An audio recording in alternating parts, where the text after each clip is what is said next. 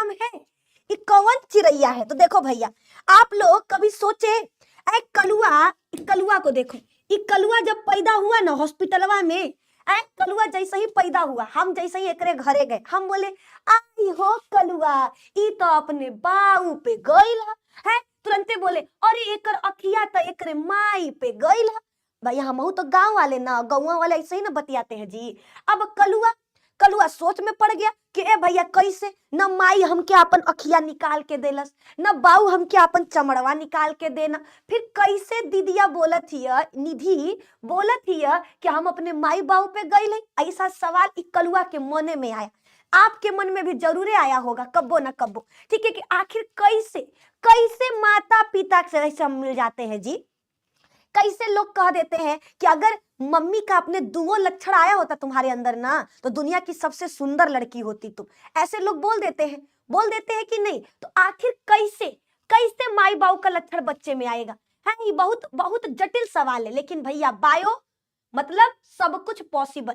तो बायो ने हमको बताया कि माता पिता से, ठीक है, बायो ने हमको बताया, क्या बताया?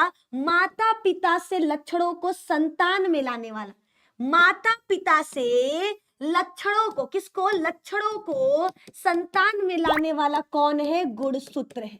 कौन है बच्चा? याद रखना, गुणसूत्र है। यही आपको गुणसूत्र करे डीएनए, अरे मोरी मैया डीएनए है, क्या है? डीएनए, ये याद रखना है, ठीक है। माता पिता से लक्षणों को लाने वाला कौन है? डीएनए।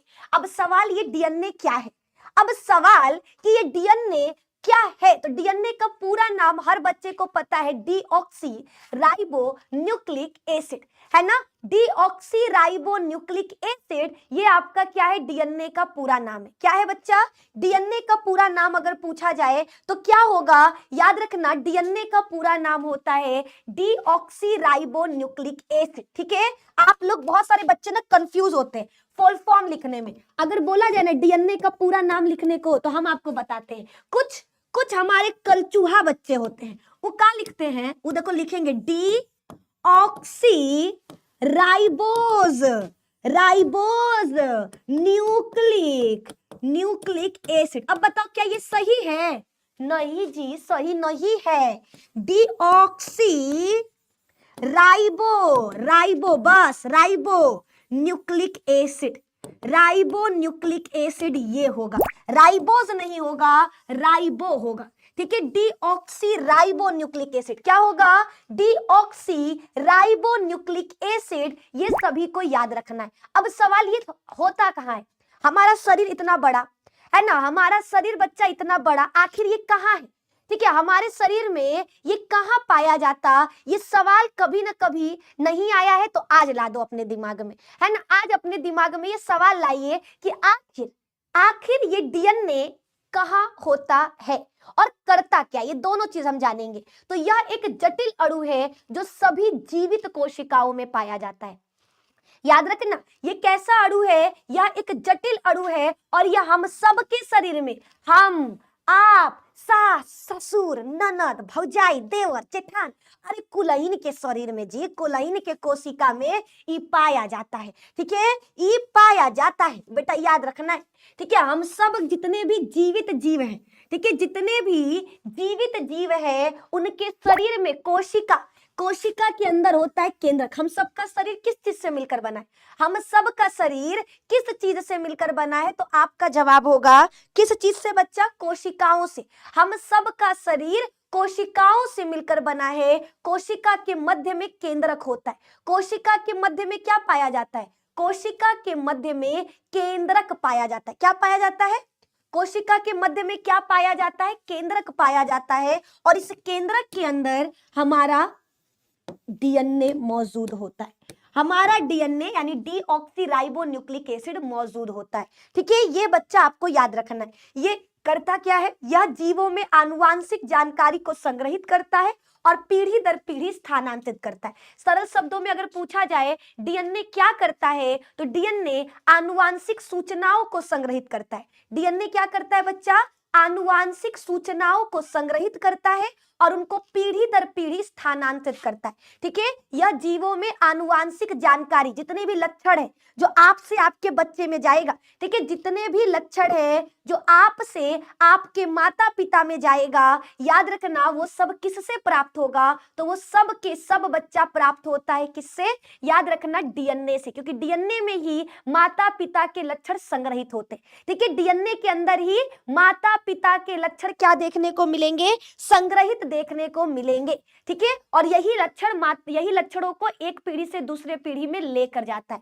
ठीक है, ये नियंत्रण केंद्र भी है, हर जीवों के विकास, वृद्धि, कार्य और विशेषताओं को नियंत्रित करने का काम करता है। ठीक है, आप लोग केवल मेरी बातों को सुनो, पीडीएफ नहीं दिखाई दे रहा, कौनो बात नहीं, या तो आप लोग 720 पे कर लो, और नहीं दिखाई दे रहा बच्चा तो हमारा बस बतिया सुनो ना, तुम लोग खाली अपना कनवा खोल के, है ना, अगर भैया कान वान कब्बो साफ नहीं करते तो भैया साफ ऑफ कर लो, ताकि कान में मेरा आवाज एकदम टन टन टन टन काटा की तरह चुभना चाहिए, ऐसा चुभे ना कि सीधा कान के अंदर से आवाज आपके दिमाग में चला जाए। ठीक है, इतना आप लोगों को भैया कान साफ रखकर अपना पढ़ाई करना होगा। तो देखो हमने क्या क्या बताया, सबसे पहला चीज बताया डीएनए, एक पूरा नाम डीऑक्सीराइबोन्यूक्लिक एसिड होता है। ये क्या है, यह एक जटिल अणु है जो सभी जीवित कोशिकाओं के केंद्रक में पाया जाता है। फिर हमने क्या बताया, यह क्या है, यह बच्चा जीवों में आनुवांशिक जानकारी को संग्रहित करता है और उसको पीढ़ी दर पीढ़ी लेकर जाता है। फिर नियंत्रण केंद्र की बात करें तो हर जीव में विकास, वृद्धि, कार्य और विशेषताओं को नियंत्रित करने का काम किसका है, नियंत्रण केंद्र का।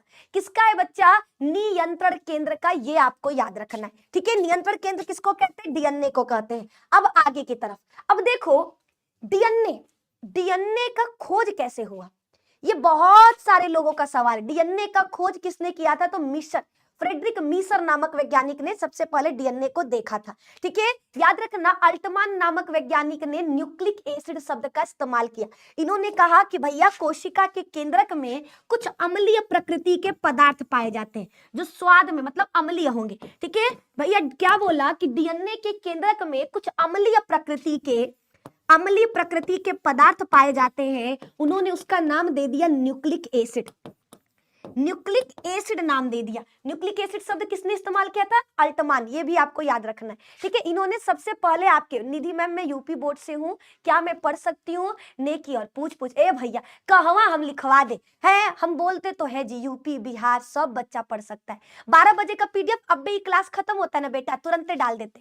ठीक है, ई क्लास खत्म होते ही ना दोनों पीडीएफ इकट्ठे डाल देंगे। ठीक है ना बेटा, हाँ जी। आइए अभी आगे की तरफ बढ़ते हैं, अपना सवाल देखते हैं। ठीक है, आ जाओ भैया, है ना। अब देखते हैं इसके खोज के बारे में, इसके खोज को लेकर क्या क्या चीजें जो आपको याद रखना है।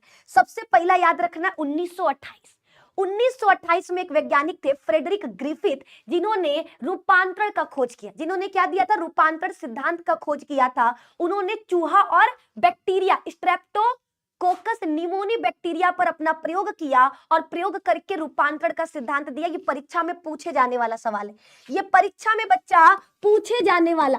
ठीक है, यूपी बोर्ड के बच्चे तो खासकर सावधान हो जाए, ये आपका शॉर्ट 3 नंबर वाले में आ जाता है। रूपांतरण का सिद्धांत बताएं। ठीक है, रूपांतरण का सिद्धांत किसने दिया था, तो सबसे पहले याद रखना फ्रेडरिक ग्रिफिथ ने। किसने दिया था, फ्रेडरिक ग्रिफिथ ने दिया था 1928 में। ठीक है, फ्रेडरिक ग्रिफिथ नामक वैज्ञानिक ने 1928 में, कब, 1928 में इन्होंने क्या दिया था मेरे दोस्त, याद रखना रूपांतरण का सिद्धांत दिया था। इन्होंने प्रयोग किया था किस पर, इन्होंने अपना प्रयोग किस पर किया था, तो याद रखना इन्होंने प्रयोग के लिए दो चीजों का इस्तेमाल किया था।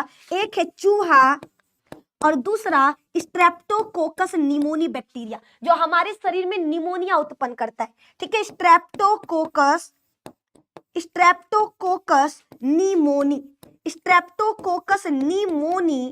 निमोनी ये हमारा बैक्टीरिया है जो निमोनिया रोग उत्पन्न करता है। जो क्या करता है, निमोनिया रोग उत्पन्न करता है। बताओ क्लियर है, बोलिए बच्चा, क्या सभी लोगों को यहां तक क्लियर है, हाँ या ना, हाँ या ना, जल्दी बताइए। जी मैम, फटाफट से भैया सेशन को शेयर कर दो जी। हमारे रसगुल्ला लोग, ठीक है, तुम लोग शेयर नहीं करोगे तो कैसे काम चलेगा, ऐसे तो हमारा दिल टूट जाएगा जी। ठीक है, तो प्लीज आप लोग सेशन को शेयर कर दीजिए और एक बच्चा को ब्लॉक कर देते हैं जरा। कहाँ गया, भाग गया क्या, लागत है भाग गया बेटा, एक बार फिर से लिख दो ना, है ना, एक बार लिख देते ना तो बताते तुमको। ठीक, चलो चलो अब ये यस मैम क्लियर है, ठीक है। तो ये रूपांतर का सिद्धांत बहुत इंपॉर्टेंट है, कई बार परीक्षा में आया है, ठीक है, कई बार परीक्षा में आया है, ठीक है। रूपांतरण का सिद्धांत 1928 में फ्रेडरिक ग्रिफिथ द्वारा दिया गया था। इन्होंने बताया कि आखिर हमारे एक जीव से दूसरे जीव में क्या स्थानांतरित होता है, ठीक है, क्या स्थानांतरित होता है, डीएनए या प्रोटीन या आरएनए, ठीक है, इन्होंने ये बताया था। चलो इसके बाद एक और सिद्धांत बच्चा आपको याद रखना है, 1952 में अल्फ्रेड और चेज द्वारा किया गया, ठीक है, ये बहुत इंपॉर्टेंट है।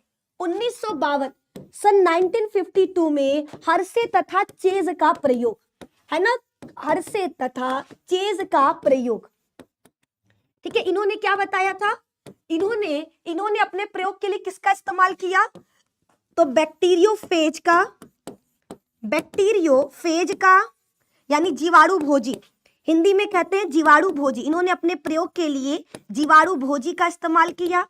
और किसका इस्तेमाल किया था, ठीक है, इन्होंने अपने प्रयोग के लिए जीवाणु भोजी का इस्तेमाल किया और ई कोलाई बैक्टीरिया का, ई कोलाई जीवाणु का, और किसका इस्तेमाल किया था, ई कोलाई जीवाणु के बाद किसका इस्तेमाल किया था, रेडियोधर्मी सल्फर और रेडियोधर्मी फास्फोरस, है ना, रेडियो एक्टिव सल्फर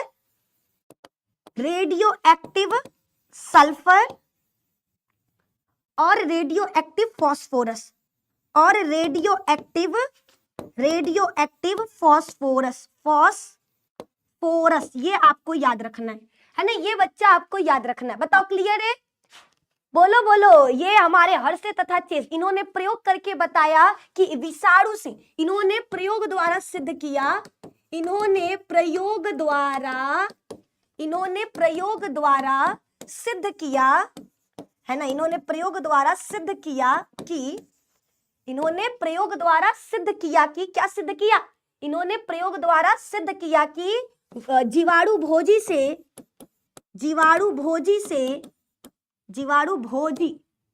है ना, जीवाणु भोजी से जीवाणु में डीएनए जाता है, ठीक है, जीवाणु में डीएनए स्थानांतरित होता है, डीएनए जाता है, ठीक है, ये आपको याद रखना है, ठीक है। तो देखो कौन कौन सा बोर्ड के एग्जाम के पॉइंट ऑफ व्यू से इंपॉर्टेंट है, एक तो ग्रिफिथ का प्रयोग जिन्होंने रूपांतरण का सिद्धांत दिया, और एक हर्शे तथा चेज का प्रयोग। अगर बच्चा अभी तक नहीं पढ़े हो, ए हमार मुन्ना, ए हमार रसगुल्ला, ए हमार गुलाब जामुन, बेटा कहत है हमार बतिया तोहन लोगन के ना मरचा नियर तीख लागी, तीता लागी, लेकिन बच्चा हम सच ही बतावत है, अगर ये ना पढ़ला लोग ना तो कसम से बतावत ही तू लोग ना रेंगत पास होखबा बायोलॉजी में।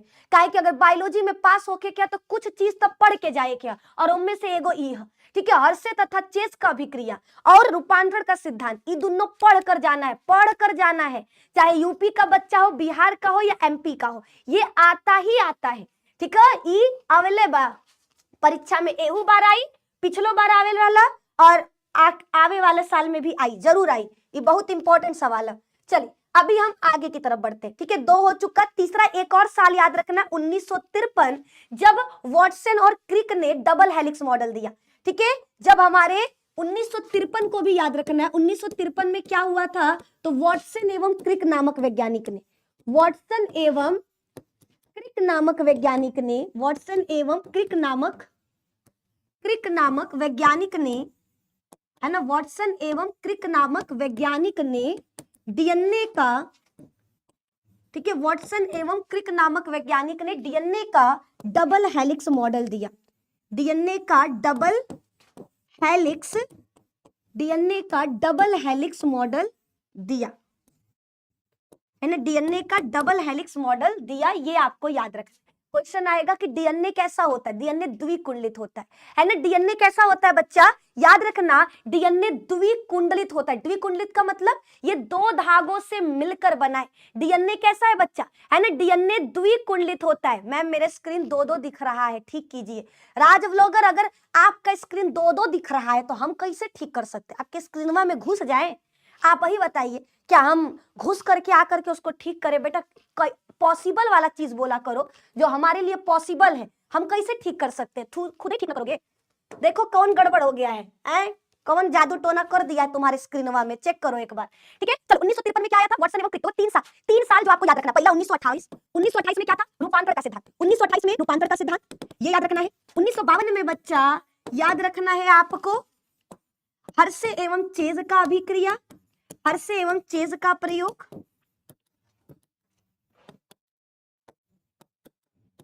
और 1953 आपका DNA double helix model, DNA का double helix model, double helix model है ना, ये चीज आपको याद रखना है, ये भूल मत जाना गलती से भी, ठीक है। ये इंपॉर्टेंट ईयर है जो हम एक जगह करवा देते हैं। अब बात करते हैं डीएनए के बारे में, डीएनए के बारे में क्या क्या चीजें आपको पता होनी चाहिए, ठीक है। डीएनए के बारे में आपको क्या क्या चीजें पता होना चाहिए। तो सबसे पहली चीज, डीएनए 2 धागों से मिलकर बना है, ठीक है। पहला चीज क्या होगा बच्चा, फर्स्ट थिंग जो आपको याद रखना है, डीएनए 2 मुही नागिन है। 2 मुही नागिन देखे हो कभी, जाना एकता कपूर का देखो प्रमोशन कर दिया फ्री में एकता कपूर का, ठीक है। एकता कपूर का भैया हर साल नागिन आता है, कभी 3 मुही नागिन, 4 मुही नागिन, तो हम 2 मुही नागिन लेते हैं, ठीक है। तो भैया 2 मुही नागिन कैसा होता है, इसे लपेटा हुआ, कभी देखो नाग नागिन ऐसे लपेटे रहते हैं ना, ठीक है। सांप सापिन जो भी लपेट लो ऐसे, ठीक है।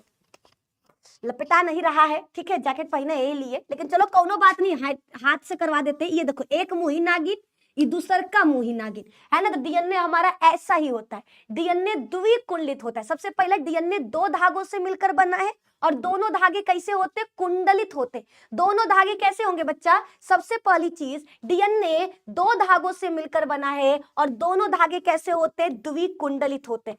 दोनों धागे कैसे होते हैं, द्विकुंडलित होते हैं। ये पहली चीज आपको याद रखना है, ठीक है। ये पहली का चीज बच्चा आपको याद रखना है, डीएनए कैसा है, द्विकुंडलित, यानी 2 धागा से मिलकर बना है, 2 धागा से मिलकर बना है, ये आपको याद रखना है, ठीक है। ठीक है मैम, ये बात हमको समझ में आ गया। अब सवाल है जैसे शरीर का निर्माण, ए बेटा जैसे कलुआ के शरीर का निर्माण कैसे हुआ है, कोशिकाओं से। जैसे निधि मैम के घर में जो दीवार बना है, उस दीवार का निर्माण किससे हुआ है, तो दीवार तो भैया बहुत चीज से बनता है, ईटा, सीमेंट, गिट्टी, बालू, चुन्ना, पुट्टी, बहुत सारे चीज होते हैं जो दीवार बनाते हैं, लेकिन सबसे इंपॉर्टेंट क्या है, ईटा। सबसे इंपॉर्टेंट देखिए, शरीर बना है कोशिका से, कोशिका से, दीवार बना है ईटा से, दीवार बना है ईट से। वही तरह अगर पूछा जाए डीएनए का धागा किस चीज से बना है, डीएनए का धागा किस चीज से बना है, तो क्या बोलोगे, डीएनए के धागा का निर्माण हुआ है न्यूक्लियोटाइड से।